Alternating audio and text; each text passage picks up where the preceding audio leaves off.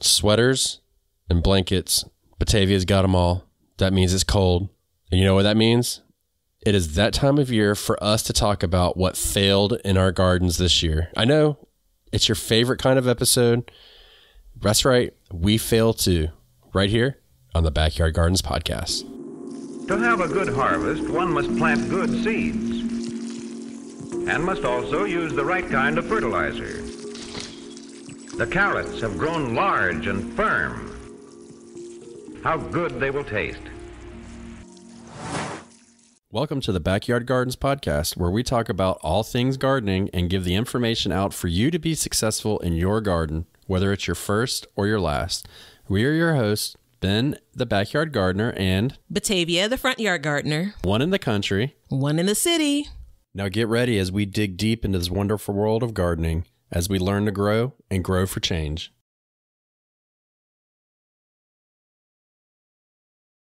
Did you fail? We fell down, but we get up. Hold on. For a saint is just a sinner who fell down. All right. So some of you all will connect with that. I'm really struggling with referring to them as fails, but I'm going to own it because I think it's probably the thing that is most descriptive that people can connect with.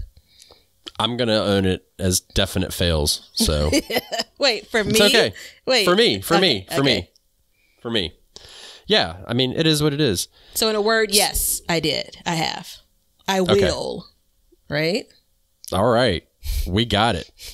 So, So before we get started, please check out all of our links below. They will really help us out. Become a patron if you feel so inclined, a donation if you feel so inclined, Amazon stores, all that good stuff. We have a listener question today, and I want to say this. I didn't realize, because Leonard didn't realize us, that we were getting questions on backyardgardenstv.com.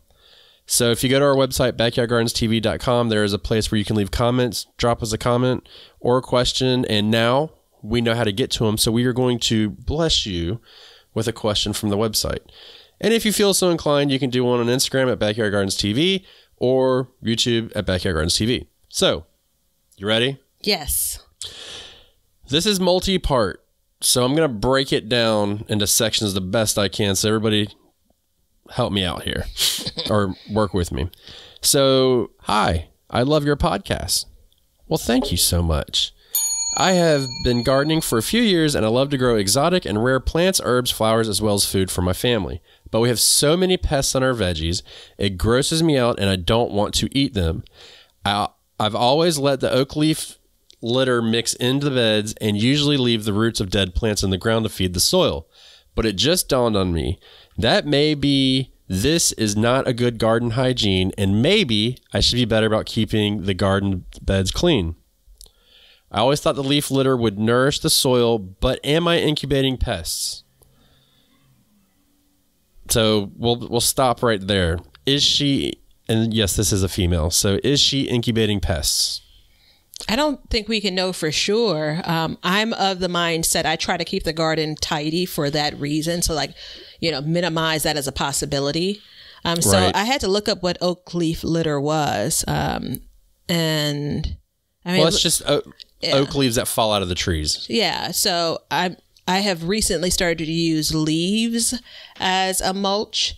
And I don't feel like I've had any trouble, again, a singular year. So let me be frank. I don't feel like I've had any trouble with any more pests than normal.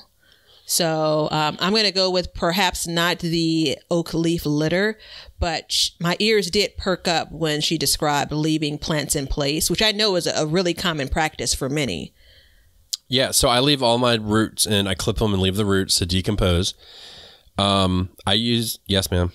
So the part that I didn't get from the question is whether or not she's cutting the plants at like the base and leaving the roots to decompose like you do, or perhaps if there's still leaves on these plants and she's leaving all of that in place.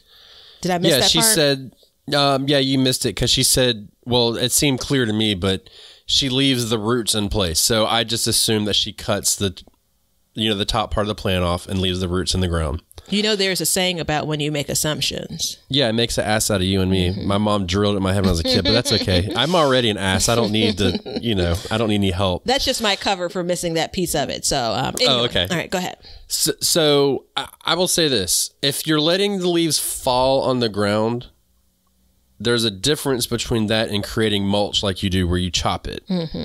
Okay, so chopping the leaves will allow it. It's much smaller, a lot easier to break down. When you leave the leaves whole, bugs actually use that to lay eggs. So that's why we rake them up. Like if my garden was full of leaves, I'd pull all the leaves off. I would chop them up. Then I'd put the exact same leaves back in. Now, I don't really know off the top of my head about oak tree leaves or anything like different kinds of leaves itself. That might from different trees. I know some trees can cause issues, but she's dealing with pests. So I would say yes, in my mind, leaving them whole, laying on top all winter can breed pests. Yes. So I would chop them up. But I mean, I doubt that she's, going through in the spring and just like brushing leaves aside and leaving this mat of leaves on the ground. So yeah, that one's hard though, because just the internet search for some of these leaves look pretty small. But again, I see some pretty large leaves too. And, you guys have seen it over the years, even going back to your childhood when you're supposed to rake up those leaves, then you got some rain and it's just this matted, wet mess. There it is. The benefit for kind of chopping them or shredding them is they're smaller, right? There's much more aeration. Is that the word I'm looking for? That seems about right. Yeah. Yeah. It allows for drainage. Yeah, I was getting to that. So there isn't like you said, it's like this hiding ground for all, these bugs and the eggs and such. So I think a general practice, not knowing if it's going to, remediate this issue that she's having with pests, but I think a general practice is to make those leaves smaller if she isn't already.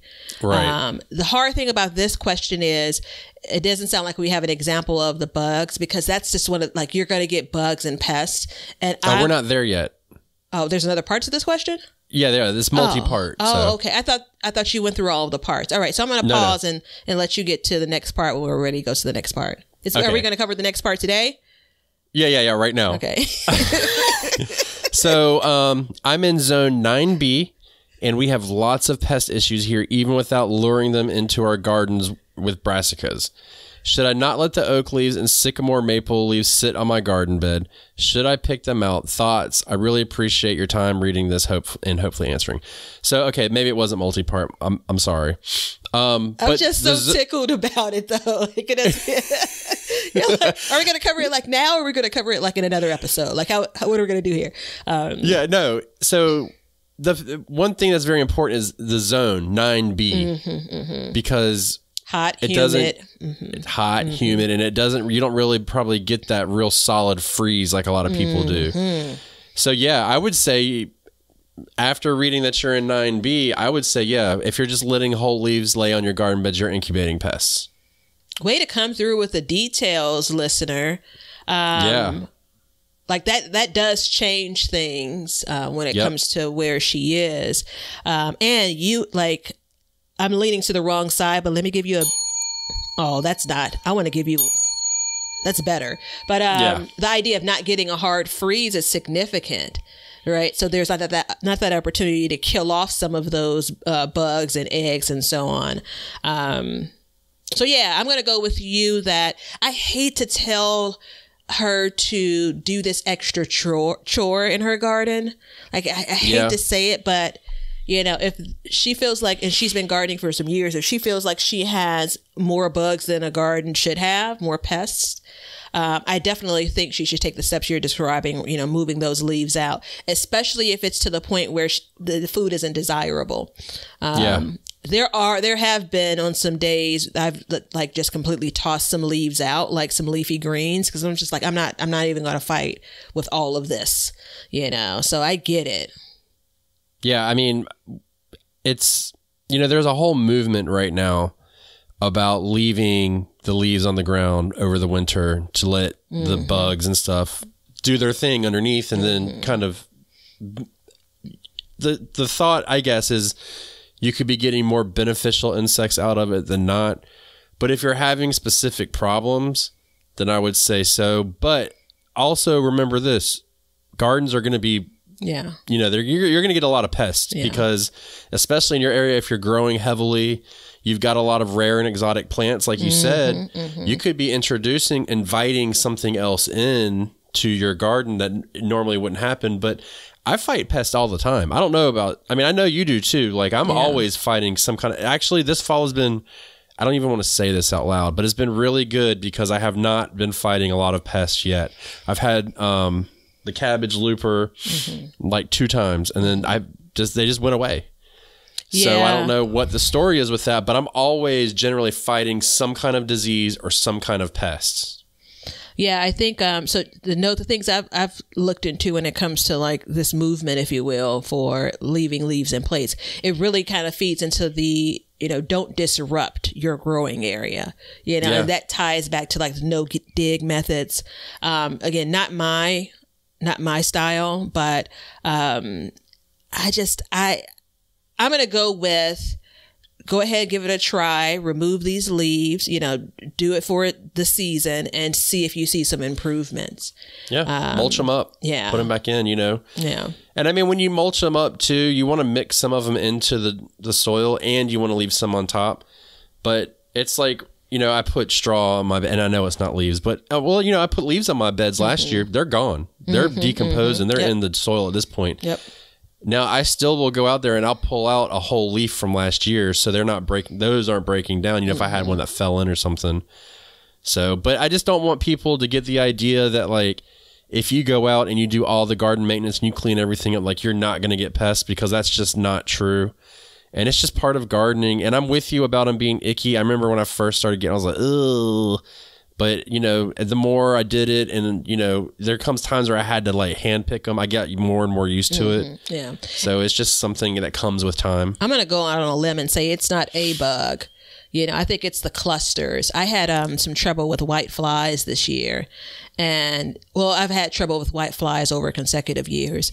And they're itty bitty, right? That at first glance, they just look like lint, right? And so, but they're freaking like, as soon as you start spraying water to try to get rid of them, they're flying all around the garden. I'm like moving my coffee cup, trying to get away from them. It's just, listen, I overstand. Yeah. So, I would clean it all up, chop it up, mulch it in, see if it makes a difference, and just be prepared to treat. Look at some different treatments for different pests and stuff like that. Or do like Batavia does and cover. Either way, it's something you have to take some kind of preventative measure and then also have some kind of plan for treatment before you do anything. So fair enough? Fair enough. Well, so thank you so much, listener, for listening and loving the podcast and sending it in on backyardgardenstv.com, which is also where you can sign up for free seed giveaways. On that note, we're going to take a break and then we're going to come back with our garden fails for the year. Hey everybody, thanks for checking out the Backyard Gardens podcast. If you like what we're doing and you want to continue to support the podcast, head over to our Patreon page to sign up. You can also make a one-time donation using PayPal. Both of these links are in the description. With your support, we can continue growing and helping others in their gardens. See ya. I hope you're enjoying the show today. If you could do us a simple favor and share this show or any one of our other shows on your social media, it would help us greatly. All we want is to help people grow in their gardens, and this is the one thing that we can do to get more people exposed to gardening and help them be successful in their gardens. We want you to be a part of our gardening community. DM us a picture of your garden at Backyard Gardens TV on Instagram, and we will share it with our listeners.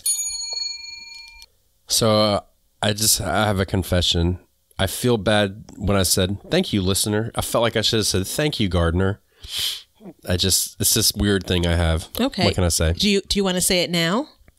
Thank you, Gardner, for your question. How's All that? right. How do you feel now? Do you feel I feel better? good. Yeah. I feel good. Okay. I feel like I gave the respect that was deserved. Yeah. Your face lit up when you said thank you, Gardner. Did it? Yeah, it did. That's because I looked at the light, but Oh, no. Let me believe it. Your heart was warmed and it came through in your smile. Yeah. Uh-huh. oh yeah.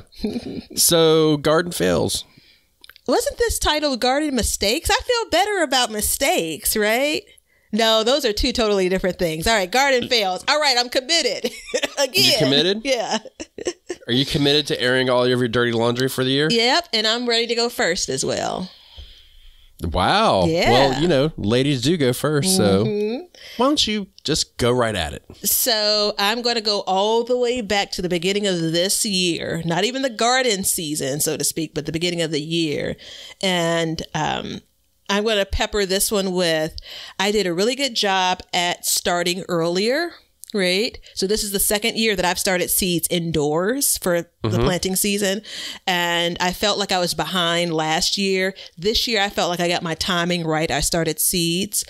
So just to kind of shape this, the part that I failed at, though, was I played the wait and see game. So I started seeds probably around January. I started my peppers in particular somewhere around maybe March. And I had some trouble with some bugs, some pests indoors. Not going to go down the road of what it was, what caused it. I had bugs on plants. And I was like, shit. And then I just kept on saying, well, we'll see what happens. Right. I really used my methods of outdoor gardening indoors, and I let a lot of time pass, and that they multiplied. And I basically went from, I see a few bugs to an infestation, which had a trickle down effect. So what I should have done was either, which is extreme, toss those plants, start over, minimally start some plants as a backup, or I should have stepped up and started to treat it, because the way I approach my outdoor garden is very different. I don't have those same opportunities for maybe even good bugs, good pests to come in and help me manage it. That doesn't exist in my indoor garden. So I just watched and watched until it got to the point where it was taking over the plants. And I spent a lot of time trying to save those plants. Ended up with a lot of smaller seedlings. It made that experience a bit more stressful than it really needed to be. So can you, for the record, state what pest you had? Because I don't want people to think you had some creepy ass pests in your house on your plants. Oh, yeah, because then when I invite everyone over, they're going to be like, well, we'll just step outside. They'd be like, Batavia's house is infested with, So I'm like 98% sure they were aphids. Aphids like I've never seen before. They were much greener than the ones I normally see. Mine outside are normally either white or gray. But as I looked into it, which they can come across as green. And since you've begged me to go here, it was one of two things. Either I didn't sterilize my soil, period, like soil out of the bag, which is recommended, and I did last year. I know everyone doesn't do it. I don't know that you do it either. Or originally I thought, and I still am leaning towards this, I brought a container that had soil that had been outside through December. It was frozen. I brought it indoors. That soil thawed, and then I started planting in it. So remember, we talked about with the listener question, those eggs, right? They're frozen. And then at some point, we talked about this a couple episodes ago as well. At some point, they will hatch and you will see the results in them. This is a listener question a couple of weeks ago where they said, will it help to cover, for aphids? And it's like, no, that's not going to help it. So anywho, the house is warm and cozy because that's the way I roll. That soil thawed, and I'm pretty certain that led to the beginnings of what were the end. Yeah, and I laughed at you on the air. Yeah. About you and your issue. And then I turned around and had the same damn issue. Never had it before. And I've been starting seeds for about 8 years. Wait, you said I've never heard of anyone. I've never heard of it. Yeah. Never heard of it. I don't remember if that was both. For sure it was on air, but you also said it to me personally. And I was like, oh, come on. So yeah. And then I had the same thing. And I was with you. terrible. Like you couldn't even see the plant. And I was treating them. And remember, I think it was a couple episodes ago when I said, hey, you know, I did a video about aphids on my milkweeds and how to get rid of them. And it was one treatment and they were gone. I treated and I treated and I treated and I treated, and they didn't go away until I put them outside and then really treated them outside with neem oil and the whole nine. And I did not want to treat my seedlings. And this is my fall garden. So one thing I did, so I don't think, you said there was two reasons. One was you bringing in your soil and the other one was not sterilizing. Yeah. So not sterilizing soil, from what I understand, is for fungus gnats. Good point. Yeah. I've never sterilized soil at all. I mean, I get fungus gnats, but it's not really that big of an issue for me. But I reused some pots that have been sitting outside all summer, and I must have had eggs in them. You know, it's the same thing.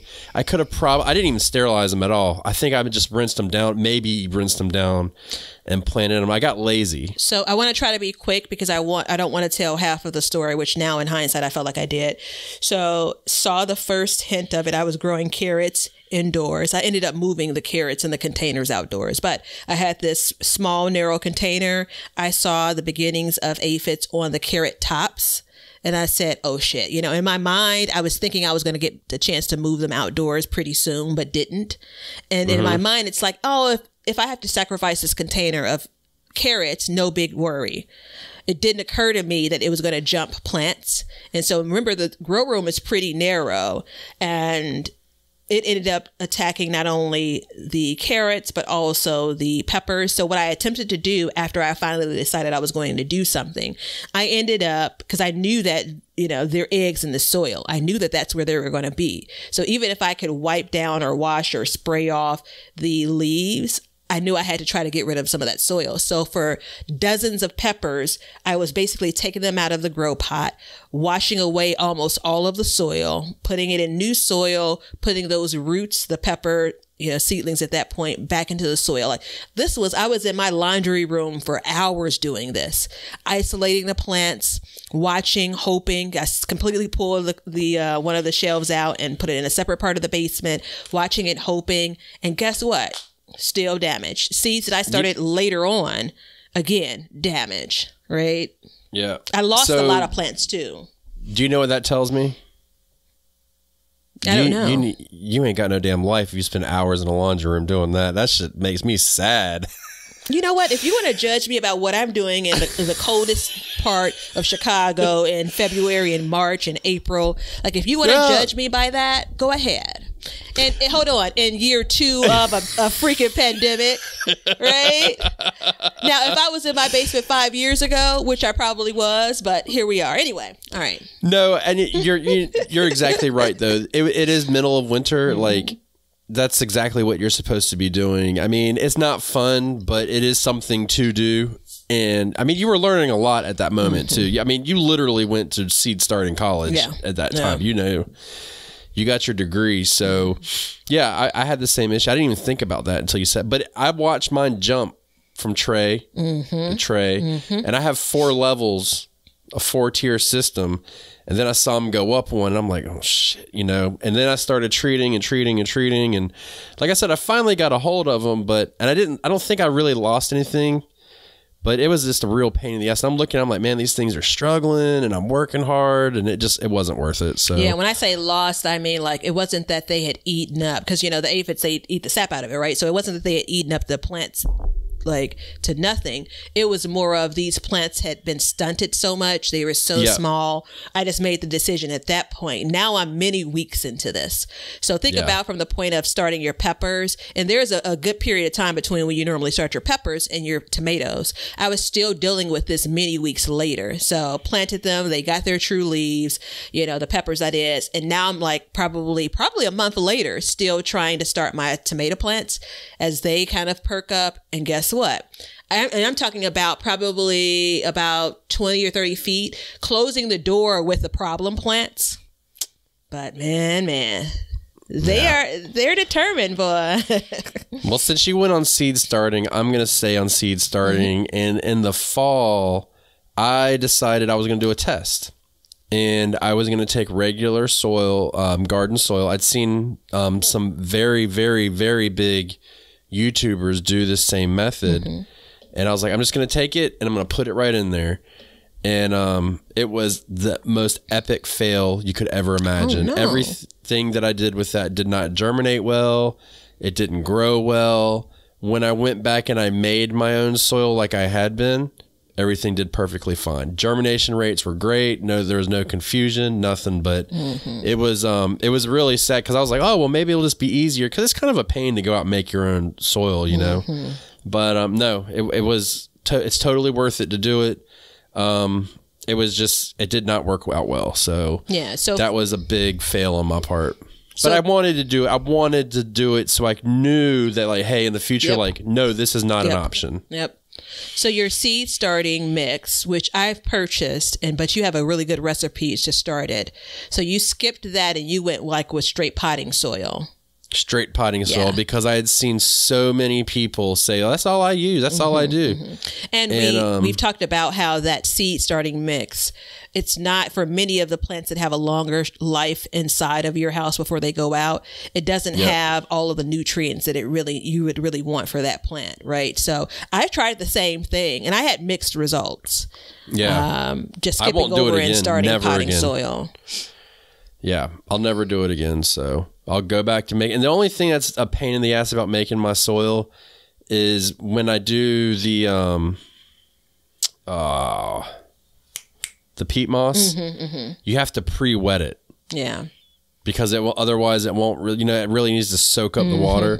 So that's the only part that I'm like, ugh, I just like thinking about it just disgusts me because I'm like, great, here we go. Is there a video on Backyard Gardens TV on YouTube with that? No, mixture? Because I was perfecting my mixture. Okay. There will be, but I was really perfecting it and trying to, because if I would have said like, hey, here's my mixture, but I didn't tell you that part, because I tried to do multiple things where like, I would just do it all dry and then I would let it sit in water and it just never really took. And everything I did that with, then the seeds would fail or be really stunted germination rate. So yeah, for me, larger seeds, like cucumbers, sunflowers. I've started my sunflowers indoors versus direct sowing.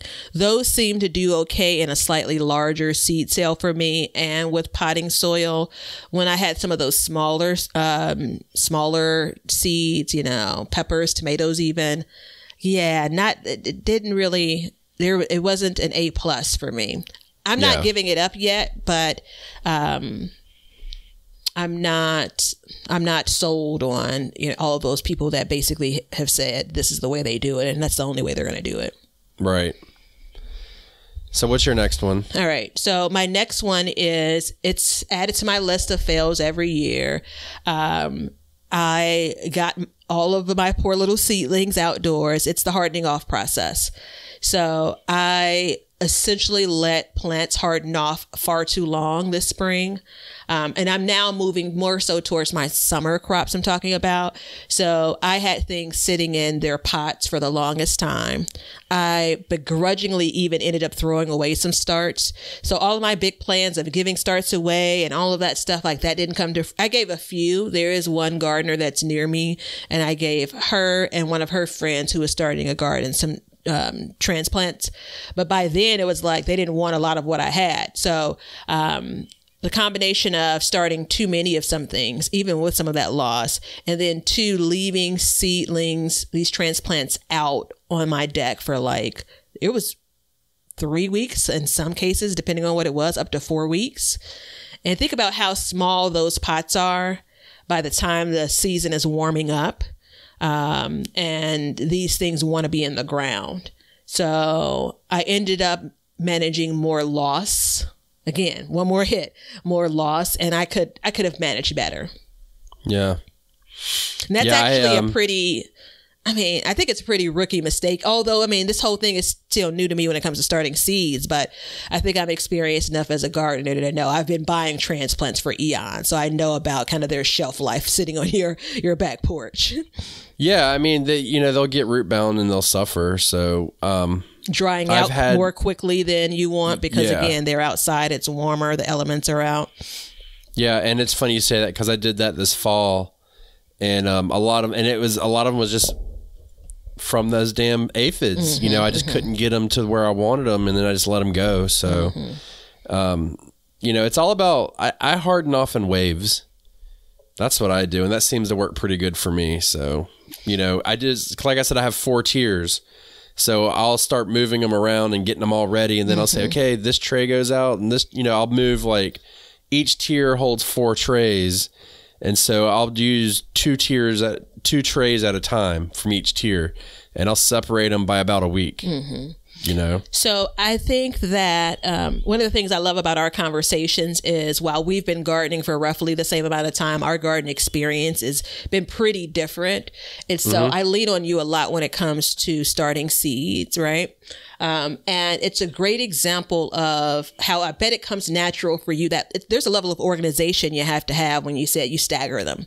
Right. So there is the combination of like impatience that I'm still experiencing.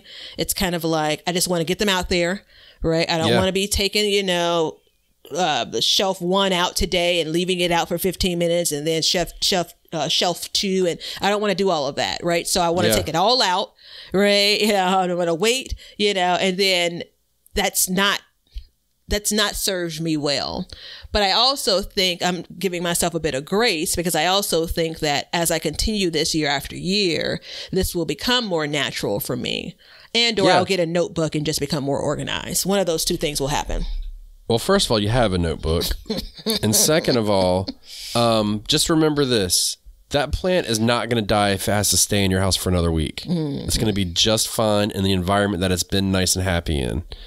So it's always better, when in doubt, keep it inside. And then you can move it out at your own accord. So, because, you know, once I get them outside, I'll push them out and they'll still sit in the pots. And sometimes they sit there for 2, 3, almost a month sometimes. Now, at the end of that month is time. But, you know, I'm constantly moving things out and hardening off in different stages. But they'll all be sitting out there. Some of them will be going into the ground. I'll sell some of them. I'll give some away, this, that, and the other. So it's just part of it. But yeah, if you're in doubt, just keep them in your house, man. You know, they're already comfortable there. Unless you're getting some that are getting pretty damn big. And that's my big judgment too, because I was really successful with this year, is I had some tomatoes that were really tall and I had some that were really short. And so I'd say, well, hey, I'll move these tall ones out. And I'd say, I'm going to give these 2 more weeks. And sure enough, within 2 weeks, they were ready to go back out. Yeah, but if I go one step further, there is this clock in my head. So if you get, and I'm not going to pull up the exact dates. I don't have it that handy, but a lot of my plants went in the ground like the last week of May. You know, I'm not going to do this dance. I'm not going to get things in the ground on May 1st. That ain't going to happen. Let's all give up on that. However, I'm approaching June with transplants that are still on the back deck.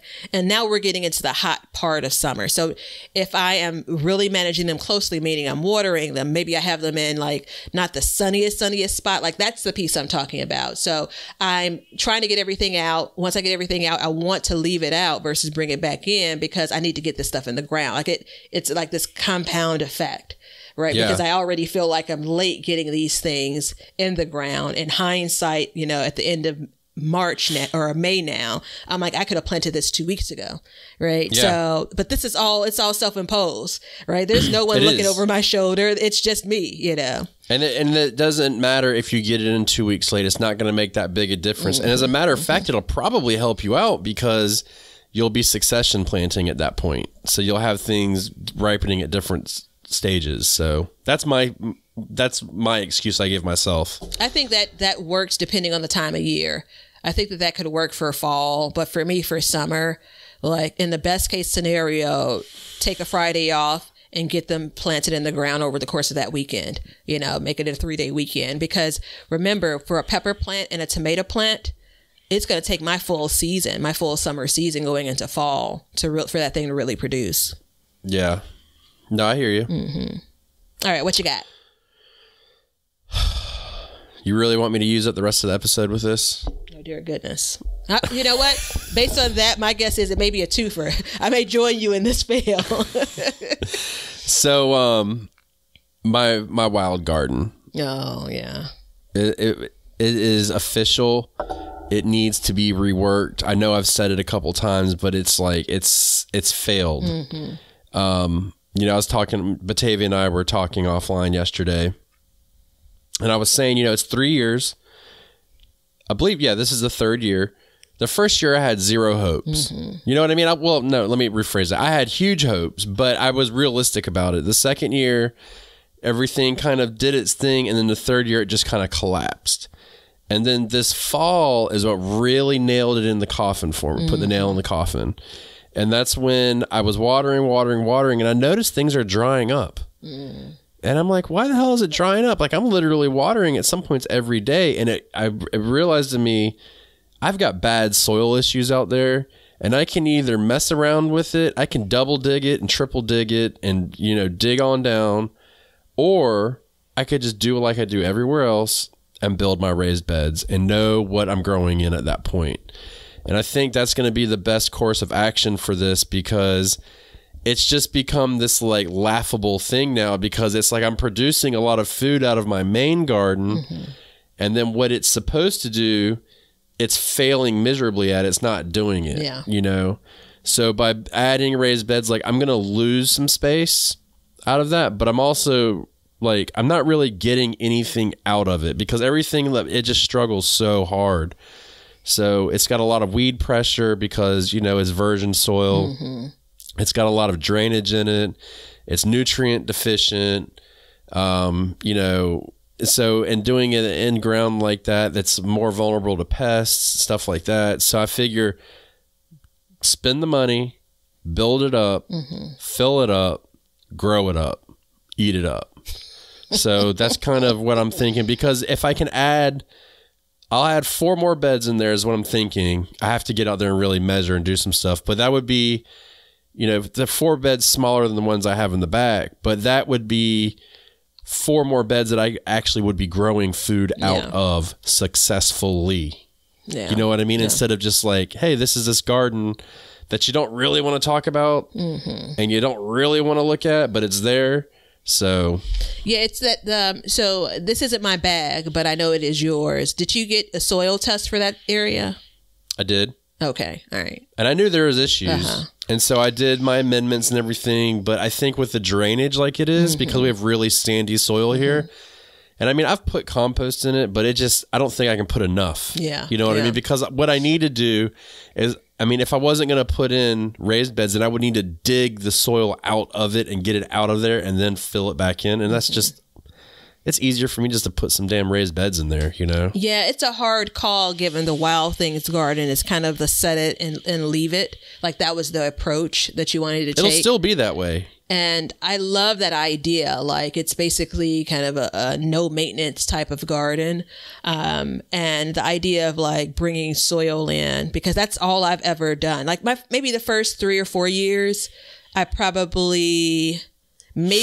like a handful of new soil when I was growing directly in ground before I had ever built a raised bed. But once I moved on to building raised beds, all I did was bring soil in, right? But I think, I mean, I've been watching it and I've been rooting for the Wild Things garden. And I think we can still call it the Wild Things garden. We better be able to. It'll be grown that way. I mean, because what I want to do is I want to take, you know, I do crop rotation. That's what I do. And I want to be able to rotate my tomatoes over there. Yeah. So, you know, and let them grow the way they want to grow, but still, you know, I want to be able, like, I was really successful with my sweet potatoes where they were. Last year I really wasn't, and I think it was just totally the soil. So last year I got maybe 10 pounds out of a bed that was 8 by 8, and this year I got 40 pounds out of a bed that was 4 by 8. Come on, man. You know what I mean? Let's not even talk about math here. It's like no brainer, you know? Yeah, that math definitely isn't mathing. So am I moving on to the next one? Sure. Okay. We can put that one to bed. All right. So I have one that's probably general, and this is broad, and this is where I struggle with calling it a fail. But if I don't say it out loud, I'm not going to own it and then take steps to improve it. This has been going on for far more than 3 years. I oftentimes leave food on the plants too long, right? Yeah. So I'm going to say probably for every like type of vegetable that I've grown, and even the fruits when it comes to some of the melons and my few strawberries, I let things get overripe. And that's kind of when your fruit, but some of my leafy vegetables, like I'm harvesting right at the point of like them bolting, you know? And so the simple answer is harvest younger, but this one goes really deep and we don't have time to like, for me to get over here on this couch and lay down and for us to have a session. This really speaks to my idea of saving and wanting to have things just in case. Right. So, I do this in my home. I have multiples of things. I do this with food that I purchase. Right. So I feel good. It makes me feel good when I can look outside and I know that there are kale plants or kale leaves on my plant. And so I wait and I wait and I wait and I wait, you know, but it's there. If I need it, it's there. And I miss all those opportunities to actually enjoy those vegetables. And oftentimes the trigger doesn't happen until something starts going bad on the plant, meaning like leaves are discolored, leaves start to, you know, fall off, pests come, right? So that goes across this year's spring garden, this year's summer garden, every year summer garden. And actually I've improved just slightly in the fall garden. And so it's not something I'm just going to improve upon next year immediately. It's going to be steps that I'm going to have to take, you know, and be more conscious of. But all in all, the end result is I end up losing more food than I really should. It's wasteful. And yeah. And that just one more note, also in some cases when I do harvest, then I'm inside, you know, and I have like peppers, like I'm looking at it and saying, well, shit, you know, they're starting to get wrinkly, you know, still edible, but they're starting to get wrinkly. And there's a social media kind of piece there, but there's also that idea of like having a lot of a thing. What's the social media piece? I don't understand. So the big harvest, right? Like, oh, you know, I have this video that I'm going to do. I'm going to wait. I lost like 5 or 6 beautiful yellow bell peppers because I had an idea about a video I wanted to do with that particular bed. And I just didn't get to the video. And by the time I got to the video, I was like, oh, I don't want to put that on camera. You know? And the other piece of it still goes back to if there was no social media, that, and I don't want to overuse the term hoarding, but that piece of like, I have a lot of a thing. Like I've literally said, I need to see how much I have of this thing to decide what I'm going to do with it. And that's just not the best, practice for me, especially being in like, this is like the 3rd year that I've had more food than I've grown in across many years.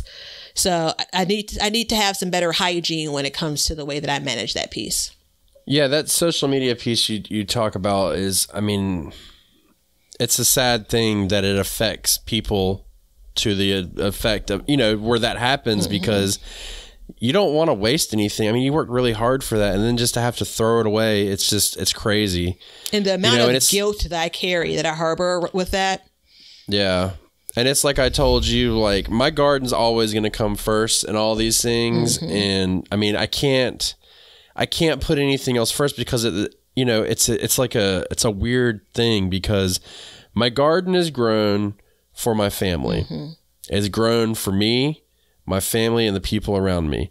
But then you have stuff like the show, YouTube, all these other things. And it's like, okay, well, the garden also benefit off the garden because of that.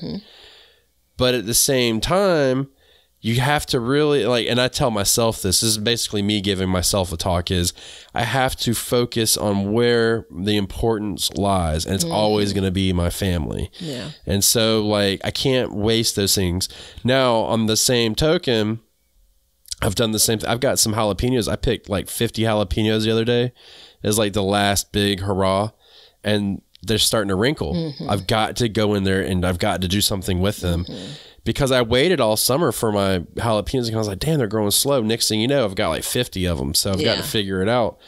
And it's just, sometimes it gets overwhelming and I can't stay on top of it, I think is a big part of it. And it's like, cause I don't want to just live in the garden, in the kitchen, and in this chair. Yeah. Like I can't live, I have to break it apart. Yeah. So yeah. So I, a couple of notes on that. And this is like, I feel like I need to take this piece out and we need to talk about an episode for this because there's so many there's so many connections here. So I can remember this before I even ever posted. Like this is before Facebook, right? So in my early garden years, I can remember this same thing happening when it comes to food and, leaving it on the plant. A small piece of it is not sure when to harvest, but once I got that under my belt, still leaving it.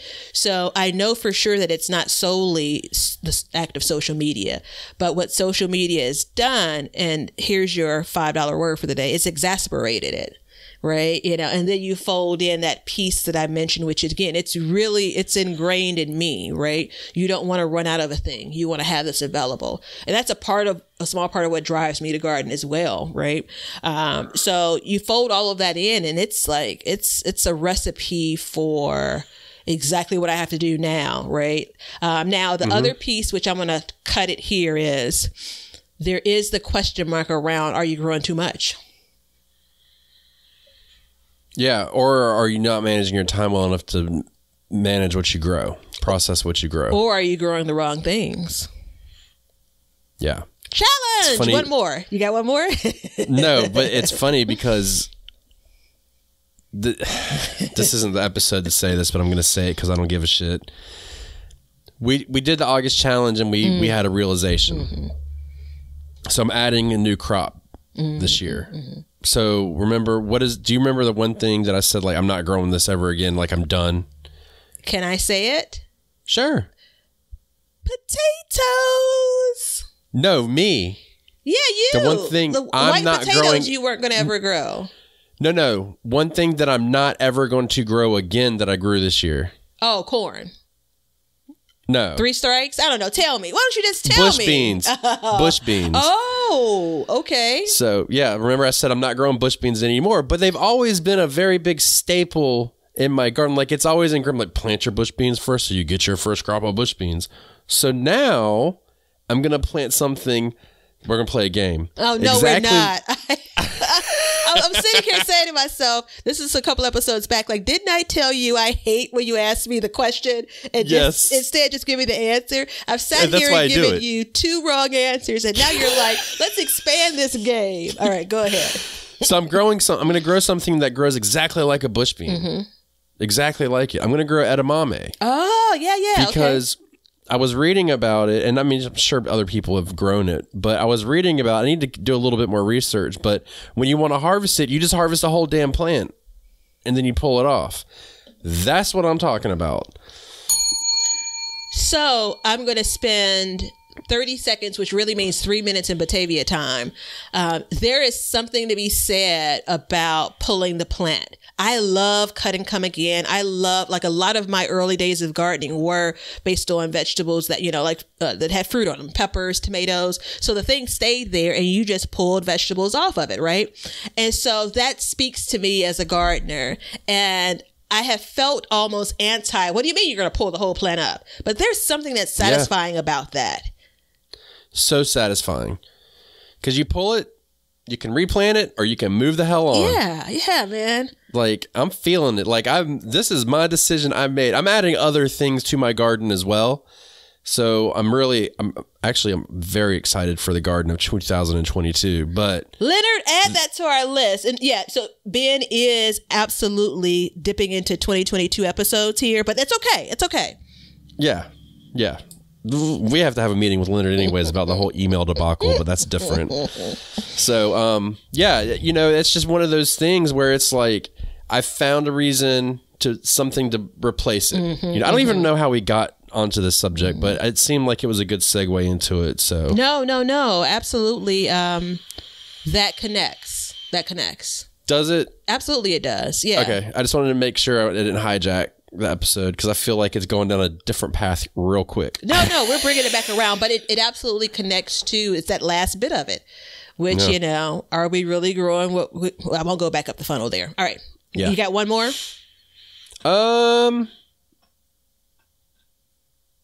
Yeah, no. Okay. I think I'm going to leave it at that. Okay. Do you want me to give one more? Sure. You can, or we can go to the recipe. All right. I'm just going to give one more, and I'm not going to dig deep on it other than saying I'm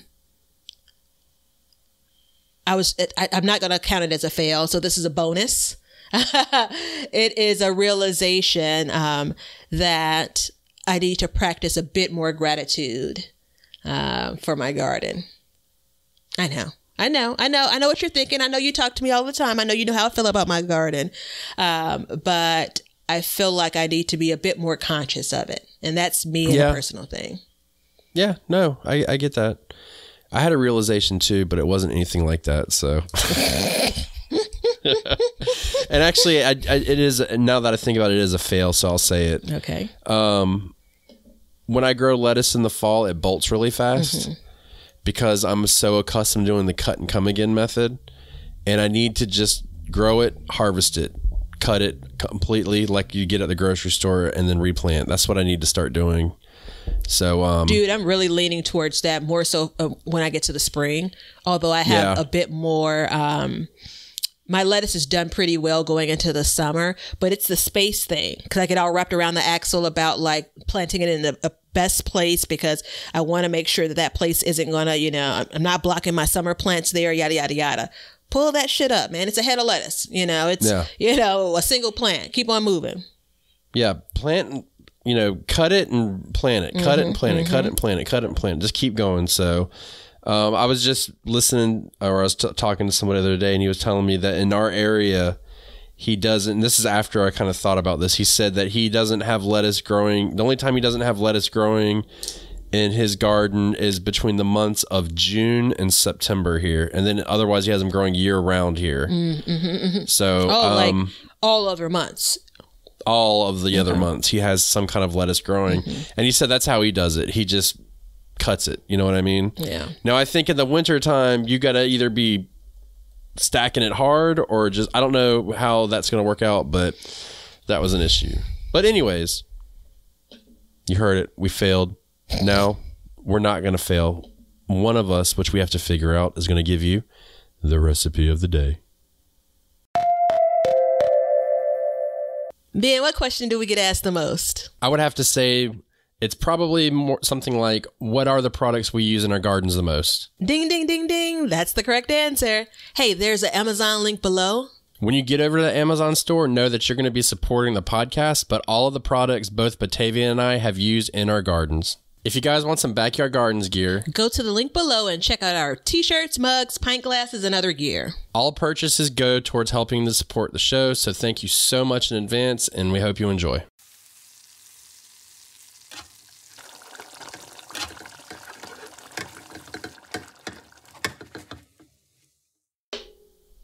Roasted Brussels sprouts with garlic. So you're going to get I'm buying a pint of Brussels sprouts from the grocery store because I've yet to been able to grow them. I'm going to take 4 or 5 tablespoons of olive oil or the oil of your choice.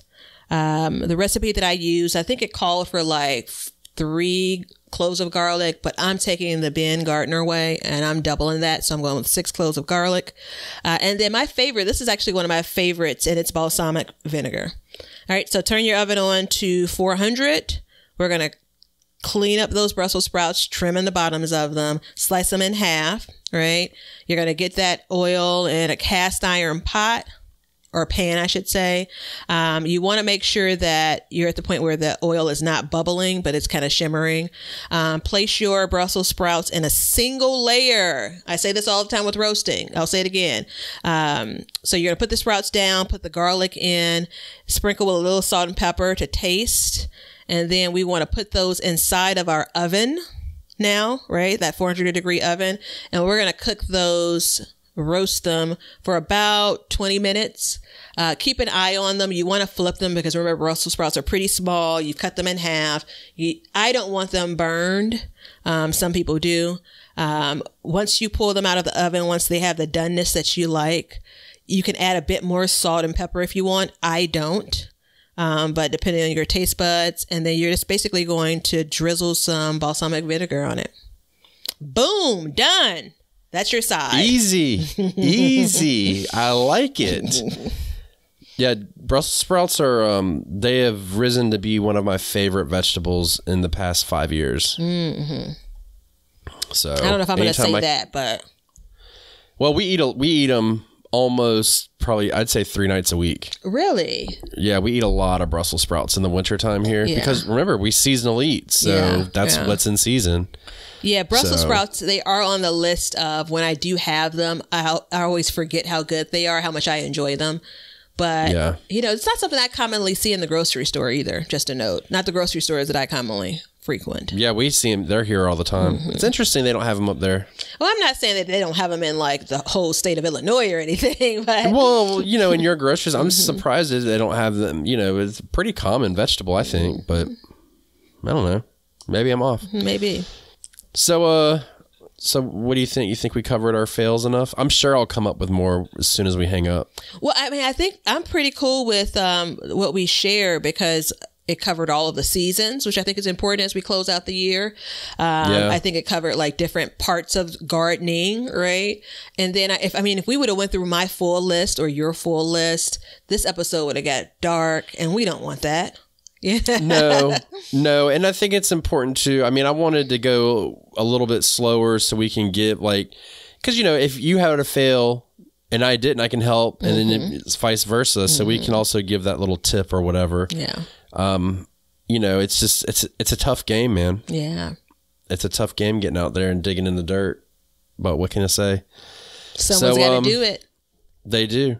So everybody, thank you so much for being a part of the show and listening. And let us know if you've had any fails. Be brave. Let us know. I'm curious. So we can all air out a little bit of dirty laundry because your failures will help other people learn as well. Hear, hear. But I did have something to add as we're getting to closer to the end of the year. Ben normally speaks for us when we go through the thank yous, but I do want to take a quick moment to say thank you to those that listen. Thank you to those that have contributed. We appreciate your donations. Thank you to those that have decided to be a patron of ours. We really appreciate the support, and you're helping us get into 2022. So thank you. Yeah, thank you so much. And if you're listening and you feel so inclined to be a patron, please join our community garden. We'd love to have you over here because you guys are really helping us do this and grow this and help more people. That's really our ultimate goal, is to help as many people as we can with their gardens. So hopefully we're doing that now through all of our riffraff and all that good stuff. But, you know, we love you guys. Be safe out there. Take this time and just reflect on your gardens. I know it's starting to be winter time where you are, so get ready. And I mean, think about it. You're going to be starting seeds soon if you're not already starting seeds. So there you go. You're already on the path for next year. Kill the aphids now. I'm sorry. Sorry. Flashbacks. And until next time. See ya. Thanks for hanging out with us today. If you want to see what we're up to or just stay up to date on all the announcements regarding the show or anything gardening, then you can follow us on Instagram at Backyard Gardens TV. We love seeing what you guys are doing, so use hashtag BYG Podcast in your posts, and we'll be sharing your gardens with the Backyard Gardens community. And check us out on YouTube at Backyard Gardens, where we will post this show, all of our other shows, clips, and then also some gardening tips and just gardening entertainment. And you can see us at our website at backyardgardenstv.com. But that's it for today's show. So help us as we learn to grow and grow for change. And until next time, we'll catch you guys later. We'll call this one a wrap. Now you know why people feel like celebrating at harvest time. All over the world, people have feasting and good times when the crops have been gathered in.